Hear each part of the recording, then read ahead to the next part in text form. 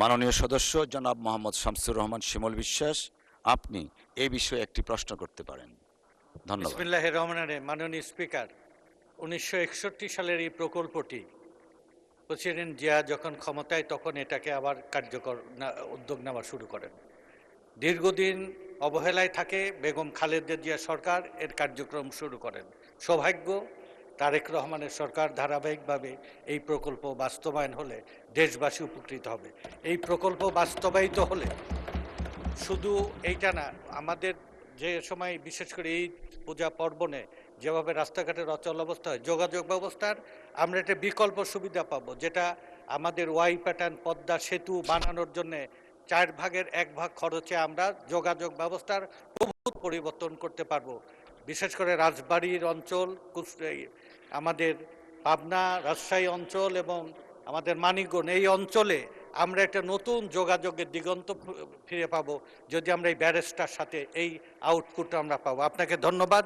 এই প্রকল্পের সাথে যোগাযোগ মন্ত্রী যদি এই প্রকল্পটা চিন্তা করে তাহলে আমরা দেশবাসী এর দ্বারা প্রভূত উপকৃত হব। আপনাকে মাননীয় মন্ত্রী।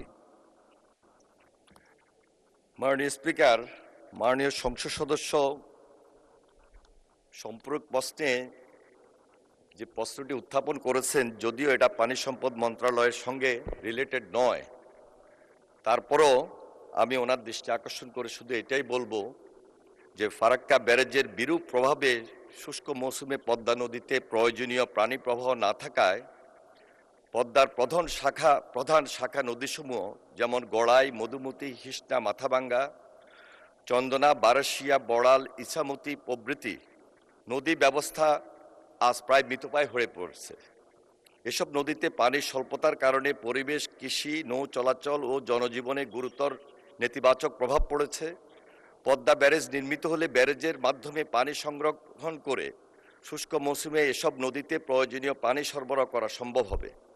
এর ফলে শুধু শুষ্ক মৌসুমে নয়, সারা বছর জুড়ে উক্ত নদীসমূহ এবং তাদের শাখা প্রশাখা ও সংযুক্ত খালসমূহে পানি প্রবাহ বজায় থাকবে, পলি জমা ব্যাপকভাবে হ্রাস পাবে। ওনার সম্পর্ক প্রশ্নের উত্তরে আমি শুধু এটাই বলবো, এই ব্যারেজ এবং যে পাশাপাশি শাখা নদীসমূহ রয়েছে, আমরা আমাদের সড়ক মন্ত্রীর দৃষ্টিতে এইভাবে নিয়ে আসবো এবং আমাদের মন্ত্রণালয় থেকেও সহযোগিতা থাকবে। আন্তঃ মন্ত্রণালয় একটা বৈঠক করে আমরা যেন এর সঙ্গে সড়কের সংযোগস্থল উন্নয়ন করতে পারি, সেদিকে আমাদের যাচাই বাছাই শেষেও বিশেষ নজর থাকবে। আমি ওনাকে আশ্বস্ত করছি যে আন্তঃ মন্ত্রণালয় একটা মিটিংয়ের মধ্য দিয়ে আমরা এই প্রজেক্টে সংযোগ সড়কের সহায়তা ওনাদের এই 24টা জেলায় কিভাবে দিতে পারি সেই দিকে আমরা বিশেষভাবে নজর দিব। মাননীয় স্পিকার, আপনাকে অসংখ্য ধন্যবাদ। আপনাকে ধন্যবাদ মাননীয় মন্ত্রী মহোদয়।